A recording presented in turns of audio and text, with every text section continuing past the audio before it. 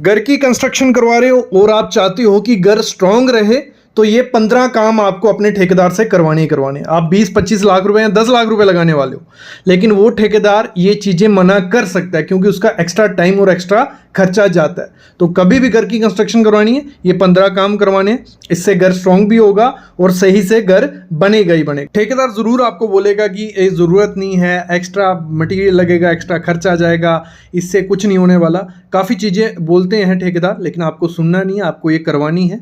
तो शुरू करते हैं आज का वीडियो, लेकिन उससे पहले प्लीज़ चैनल को सब्सक्राइब कर लो और बेल आइकन दबा लो। जब भी घर की कंस्ट्रक्शन करवाओ, अपने ठेकेदार या कॉन्ट्रैक्टर को बोलो ये जो कॉलम पे किया जा रहा है इसको स्टार्टर बोला जाता है। ये स्टार्टर अपने कॉन्ट्रैक्टर से करवाना ही करवाना है, तभी आपके जो पिलर होंगे, कॉलम होंगे, वो स्ट्रॉन्ग बनेंगे। अभी ये स्टार्टर क्या होता है, जब भी कोई कॉलम स्टार्ट किया जाता है उससे पहले ये 4 इंच का कंक्रीट किया जाता है कॉलम के चारों तरफ। इससे होता क्या है, देखो ये 4 इंच का जो अगर आप कंक्रीट करते हो, पहली चीज तो ये होती है आपके पिलर को कवर मिल जाता है। अगर आपके पिलर को कवर मिल गया तो उससे होगा कि जो आपका सरिया होगा वो फ्यूचर में सड़ेगा नहीं, खराब नहीं होगा पानी से या मॉइस्चर से। एक चीज ये होती है। दूसरा, जब आप इस पे शटरिंग करोगे इस पिलर पे, तो आपकी जो स्लरी होती है, जो सीमेंट होता है, वो नीचे से निकलेगा नहीं। मतलब मोस्टली क्या होता है, लोग ये स्टार्टर नहीं करते हैं। जब शटरिंग करते हैं, जो हमारी स्लरी होती है, जो कंक्रीट को पकड़ के रखती है, मजबूती देती है आपके पिलर को, वो स्लरी नीचे से निकल जाती है। ये होता है। तीसरा ये होता है कि जो आपका कॉलम होता है वो पोजीशन में रहता है, आपको कॉलम आगे पीछे नहीं होता है। नहीं तो बाद में क्या करते हैं लोग, सरिये को मोड़ देते हैं। फिर जहां उनको पिलर चाहिए होता है वहां सरिया मोड़ते हैं। वो सरिया जब मोड़ दिया तो उसकी स्ट्रेंथ बची नहीं। तो आपको स्टार्टर के बारे में पता होना चाहिए और स्टार्टर आपको ठेकेदार को बोलना है, करना ही करना है। दूसरी चीज क्या है, जब भी हम 4 इंच की दीवार करते हैं, आप पूरे घर में 4 इंच की दीवार दे सकते हो। ठेकेदार भले बोले 9 इंच की जरूरत है, अगर आपने कॉलम, अपना बीम सब कुछ डिजाइन करवाया है तो आप 4 इंच की दे सकते हो। बस 4 इंच की जब दीवार देनी है, कुछ चीजें ध्यान देनी पड़ती हैं। तो आपको मैं बताता हूं क्या चीजें ध्यान देनी है। बाकी अभी 12-13 चीजें पड़ी हैं बताने को। सबसे पहला काम क्या करना है, जब भी 4 इंच की दीवार आपको देनी है, जो आपके पिलर और बीम की डिटेल है वो हमेशा कहां से लेनी है, एक एक्सपीरियंस्ड स्ट्रक्चरल इंजीनियर से।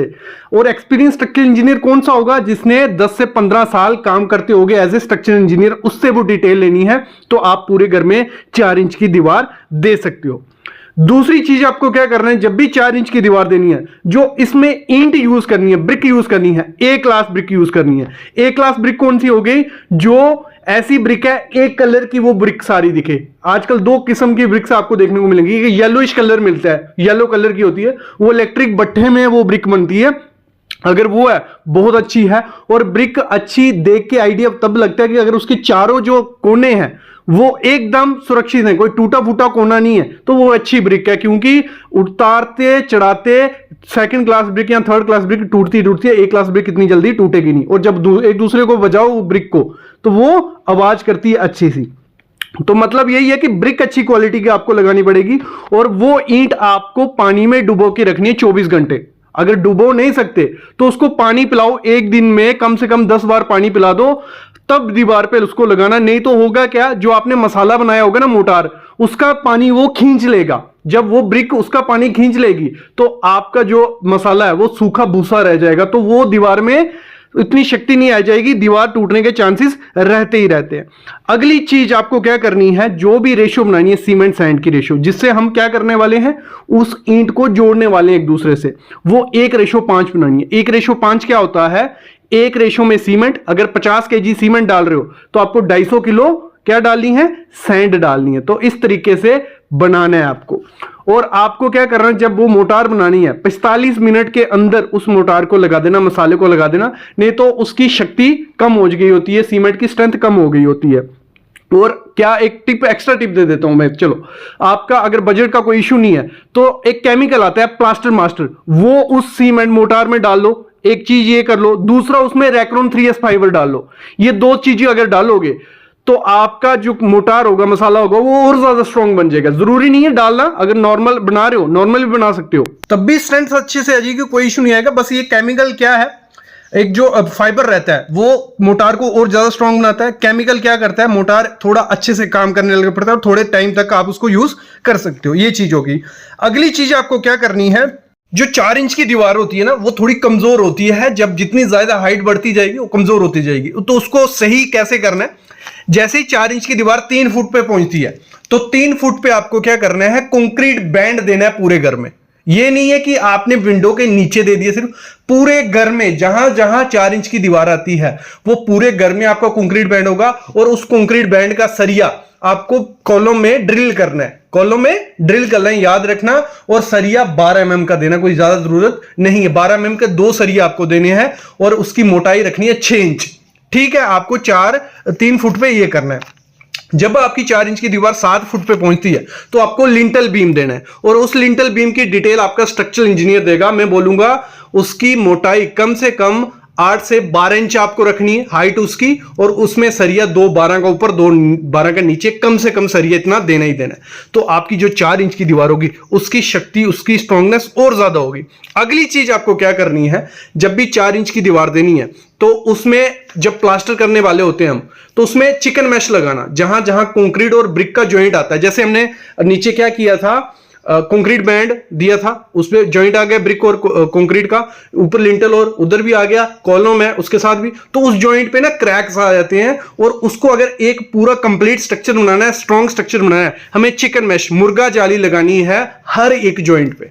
थोड़ा खर्चा होता है, लेकिन अगर घर को स्ट्रॉन्ग बनाना है तो ये इससे अच्छा ऑप्शन नहीं है। वो चिकन मैश या फाइबर मैश दोनों आती हैं, तो वो लगानी है और ज्यादा स्ट्रॉन्ग हो गया। अगली चीज आपको क्या करनी है, जब प्लास्टर करना है, प्लास्टर भी मोटार जो उसका मसाला बनाना है वो अच्छे से बनाना है। और 12 mm का, 10 से 12 mm मतलब 1 इंच मोटाई का प्लास्टर दोनों तरफ आपकी दीवार पे होना चाहिए। अगर आप 4 इंच की दीवार दे रहे हो तो आपकी दीवार जो होगी वो स्ट्रांग बन जाएगी। जब आपने प्लास्टर करना है तो उसको 10 दिन तराई करनी है, 10 दिन क्यूरिंग करनी है, पानी पिलाना है अच्छे से, तो आपकी दीवार और ज्यादा स्ट्रांग हो जाएगी।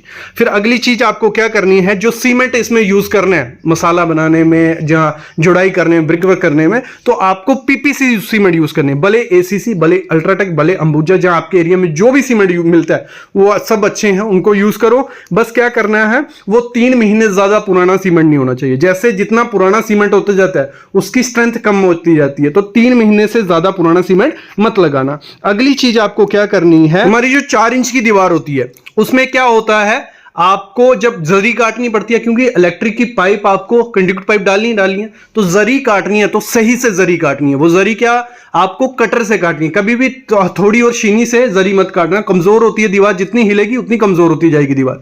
तो आपको कटर से कटिंग करनी है। और कंक्रीट बैंड और लिंटल का सरिया नहीं कटना चाहिए, ये हमेशा ध्यान रखना। सरिया कट गया तो वो कमजोर होगी दीवार, वो तो गिरेगी। तो आपको कटर से काटना है।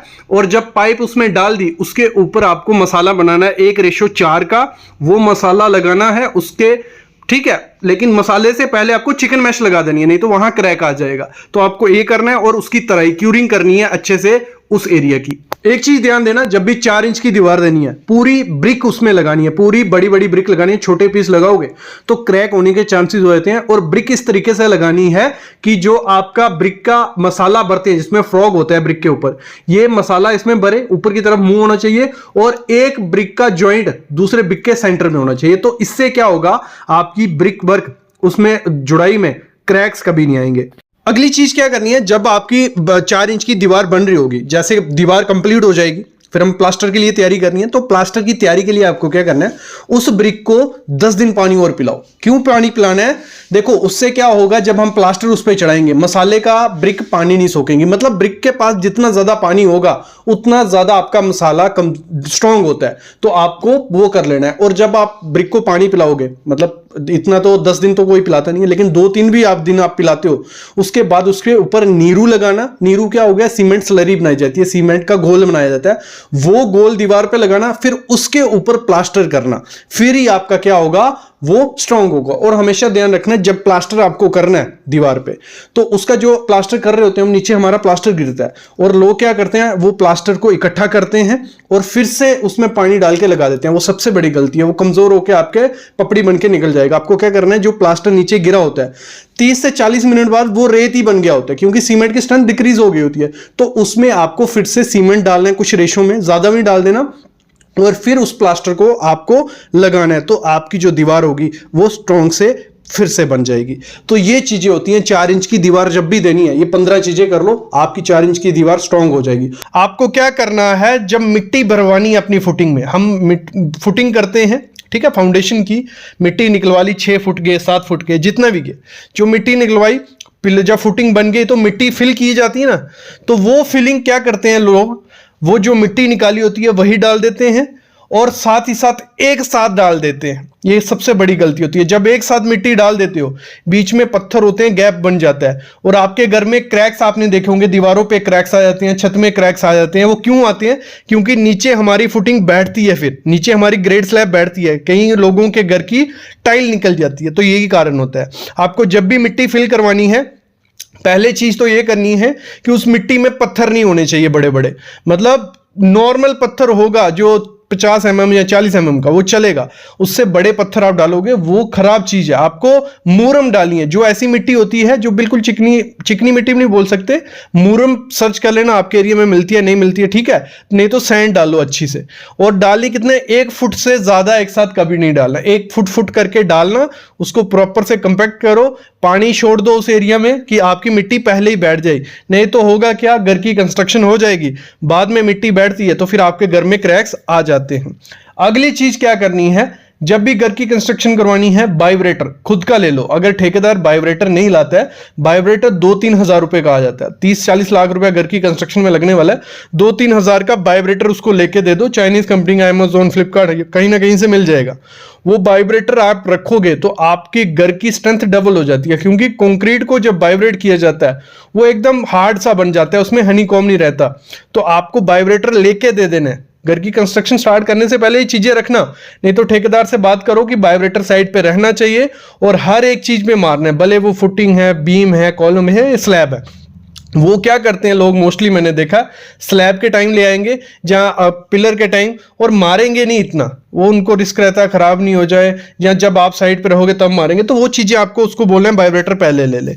अगली चीज क्या बोलनी है, घर की कंस्ट्रक्शन स्टार्ट करने से पहले कवर ब्लॉक। मैं मोस्टली देखता हूं इंडिया के 60-70% एरिया में कवर ब्लॉक नहीं मिलते हैं। ये कवर ब्लॉक होते हैं तो नहीं मिलते हैं, लोग पत्थर, ईंट कुछ भी यूज कर देते हैं, वो नहीं करने। आपको ये कवर ब्लॉक आपके एरिया में मिलते हैं तो ले लो, नहीं तो ऑनलाइन मंगवा लो। ऑनलाइन हर जगह से आपको मिल जाएंगे, इंडिया मार्ट, अमेजोन, फ्लिपकार्ट, हर जगह होते हैं।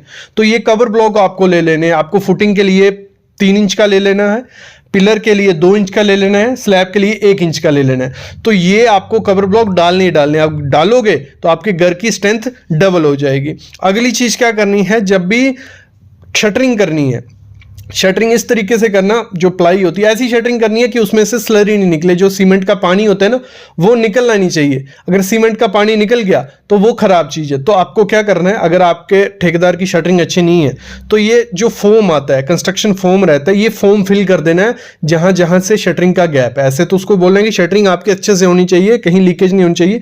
अगर फिर भी शटरिंग अच्छी नहीं है, ये फोम मंगवा लो, अपने खर्चे मंगवा लो। 10 से 15 हजार रुपया जो टोटल चीजें मैं बताने वाला हूं, उतना 10 से 15 हजार लगेगा, लेकिन आपके घर की स्ट्रेंथ डबल हो जाने वाली है इनसे। तो ये कंस्ट्रक्शन फोम मंगवा लो, कुछ 500 या 1000 रुपए का पूरे घर में हो जाएगा। 500 ज्यादा बोल रहा हूं तो सस्ते में हो जाएगा। अगली चीज क्या करनी है, घर की कंस्ट्रक्शन स्टार्ट करने से पहले रेशियो मेजरिंग इंस्ट्रूमेंट रखना। अभी ये क्या है रेशियो मेजरिंग इंस्ट्रूमेंट, जब भी कंक्रीट बने आपके पास एक, आप प्लाई का बना लो, ठीक है, जहां आप कोई बर्तन ले लो, उसका मेजर होना चाहिए कि इस बर्तन में 1 बैग सीमेंट आ रहा है या आधा बैग सीमेंट आ रहा है। तो वो आपको पता होना चाहिए कि इस बर्तन में आधा बैग सीमेंट आता है। तो वो बर्तन आप खुद से बना के दे दो ठेकेदार को या मिस्त्री को कि इससे मेजर करके आपको कंक्रीट बनाना है। जैसे 1:2 होता है, तो 1 में मतलब एक बर्तन जो होगा उसमें 50 किलो सीमेंट आ गया, फिर 50 किलो हमारा सैंड आ गया, और 2 बर्तन 50-50 किलो के डालेंगे तो M25 कंक्रीट का माल बन जाएगा। तो इस रेशियो से होगा क्या, इस बर्तन से, ये आपको खुद बनाना पड़ेगा, कोई ठेकेदार नहीं लाएगा, ये खुद बना लो, प्लाई से बन जाता है। वैसे ही जब प्लस्तर मोटार बनानी है 1:5, 1:6, उसमें भी ये काम करेगा। तो ये आपको अपनी साइड पे खुद से बनवा के दे देना है, नहीं तो ठेकेदार को बोलना है ये लाओ, इससे मेजर होगा, तो आप भी चेक कर पाओगे, वो भी अच्छे से काम कर पाएगा। अगली चीज करनी है, जब भी घर की कंस्ट्रक्शन स्टार्ट करवानी है तो ये 4 केमिकल अपने घर में ले आना। पहला है निटोबॉन्ड। निटोबॉन्ड क्या है, एक केमिकल है, कंस्ट्रक्शन केमिकल। जरूरी नहीं है निटोबॉन्ड लो, कोई भी एक केमिकल ले लो, क्योंकि घर की कंस्ट्रक्शन में कंस्ट्रक्शन ज्वाइंट आते हैं। कंस्ट्रक्शन ज्वाइंट क्या हो गया, जैसे आपने पिलर भरा, जैसे आपने स्लैब भरी, कोई भी तो एक साथ तो भरती नहीं है, तो बीच में हम कंक्रीट छोड़ते हैं। तो दो कंक्रीट को जोड़ने के लिए ये केमिकल होता है, जहां दो कंक्रीट, एक कंक्रीट आज हो गया, दूसरा कल करना है, तो ये पहले उस पर मार लेना है, फिर दूसरा कंक्रीट करना है, तो उसमें क्या होता है, बॉन्ड अच्छे से बन जाती है, वहां से लीकेज नहीं होती। तो ये कंस्ट्रक्शन केमिकल आपको अपने घर में रखना है, एक ये केमिकल रखना है। दूसरा एटीटी, एंटी टर्माइट ट्रीटमेंट, अगर ठेकेदार ला रहा है, कर रहा है तो अच्छी बात है, अगर वो नहीं भी ला के देता है, आप मंगवा लो, 1000 रुपए का वो आ जाएगा, तो उससे आपके घर में दीमक वगैरह नहीं आएगा। तीसरी चीज आपको मंगानी है प्लास्टिसाइजर, कोई भी कंस्ट्रक्शन केमिकल रखना है, जब भी कंक्रीट बने उसमें ये डलवाओ, उससे स्ट्रेंथ और ज्यादा कंक्रीट की हो जाएगी। कंक्रीट खराब नहीं होता है इतनी जल्दी और इजीली काम होता है। तो ये भले पिलर का कंक्रीट बन रहा है, स्लैब का या बीम का, तो कंस्ट्रक्शन केमिकल भले आप डॉक्टर फिक्सिट का ले लो, भले सिक्का का, भले किसी भी कंपनी का, वो आपको ऑनलाइन मिल जाएगा। अगली चीज क्या करनी है, रेक्रोन 3S फाइबर रखना है। ये घर की कंस्ट्रक्शन में अगर पिलर में, स्लैब में, कहीं भी यूज करते हो, ये बहुत अच्छी चीज है। लोगों को इसके बारे में पता नहीं है, बट आप मंगवा के रख लो। इसके बैग पे लिखा भी होता है कि कितने कंक्रीट में, कितने सीमेंट बैग में कितना डालना होता है। ये सस्ता ही है, ये डालोगे आपके कंक्रीट की स्ट्रेंथ डबल हो जाती है, मैं अभी बोल रहा हूं। तो ये रेक्रोन 3S फाइबर रखो अपने घर में, ये ऑनलाइन मिल जाएगा, इंडिया मार्ट, अमेजोन, या आपके एरिया में भी होगा। तो ये कॉटन सा रहता है, जो आपके पिल्लो वगैरह रहती है उसमें भी रेक्रोन होता है, तो वैसा ये आता है, तो ये लगा लो। अगली चीज आपको क्या करनी है, पिलर में शेयर की देनी है। जब भी पिलर आपको बनाना है, आपको ये चीज पहले ही पता होगी तो आप बोल पाओगे। जब भी पिलर आपका बनेगा, तो जैसे आज उसने 7 फुट तक भर दिया, तो अगले दिन वो 10 फुट तक लेना है, तो 3 फुट और भरेगा ना। तो जब 7 फुट भरना है, तो उसमें जगह बना देनी है आपके पिलर के अंदर। ये कितनी होती है, 6 inch by 6 inch by 6 inch की आप जगह बना लो, बाकी पिलर के साइज पे डिपेंड होता है। तो मतलब बीच में वो खड्डा सा रखना है कि अगर फ्यूचर में जो कल कंक्रीट डलेगा, वो अच्छे से अंदर घुसेगा, फिर ऊपर बॉन्ड बनेगी दोनों में, तो वहां से पिलर फेल नहीं होगा। तो शेयर की के बारे में आपको पता होना चाहिए। अपने ठेकेदार को भी बता दो कि ये हमें अपने पिलर में बनवाना ही बनवाना है, तो फिर आपका पिलर भी स्ट्रांग हो जाएगा। अगली चीज करनी है, जब भी घर की कंस्ट्रक्शन स्टार्ट करने वाले होते हो, उससे पहले ड्राइंग पढ़ना सीख लो। 3-4 दिन में ड्राइंग पढ़ना सीख जाओगे। जो भी ड्राइंग आप बनाते हो किसी इंजीनियर से, आर्किटेक्ट से, तो उस ड्राइंग को ना घर पे लाके 3-4 दिन पहले देखो कि उसमें सरिये की डिटेल क्या है, हमारे दरवाजों की, विंडो की, तो आपको थोड़ा आइडिया लग जाएगा कि सरिया कैसे, कितनी स्पेसिंग रहेगी, कितने बार हैं, और कैसे आपकी दीवार। तो अगर 3-4 दिन उस ड्राइंग को देखोगे ना, आप समझ जाओगे। कुछ ज्यादा मुश्किल नहीं होता है ड्राइंग पढ़ना, सीख जाओगे। क्योंकि घर की कंस्ट्रक्शन की ड्राइंग से होती है, नॉर्मल होती है, उनको पढ़ लोगे तो आपका घर स्ट्रांग बनेगा। नहीं तो ड्राइंग नहीं आती होगी तो ठेकेदार कुछ भी करता रहेगा, आपको दिक्कत आएगी फ्यूचर में। तो ड्राइंग पढ़ना सीख लो। अगर ये 10 काम कर लेते हो आप घर की कंस्ट्रक्शन स्टार्ट करने से पहले, ये अरेंज कर लेते हो सब चीजें, तो आपका घर स्ट्रांग हो जाएगा। अगर ठेकेदार नहीं भी करता है ये चीजें, आप खुद से करवाओ उससे, अगर कर देता है तो अच्छी बात है, उसको बतवा लो, अपने एग्रीमेंट पे लिखवा लो। तो ये चीजें होती हैं, घर को स्ट्रांग बनाना है तो ये चीजें ध्यान देनी पड़ेंगी। अभी मैं लेता हूं अलविदा, लेकिन ऐसी वीडियोस मैं आपके लिए लाता रहूंगा। बस चैनल को सब्सक्राइब करके रखना और बेल आइकन दबा के रखना।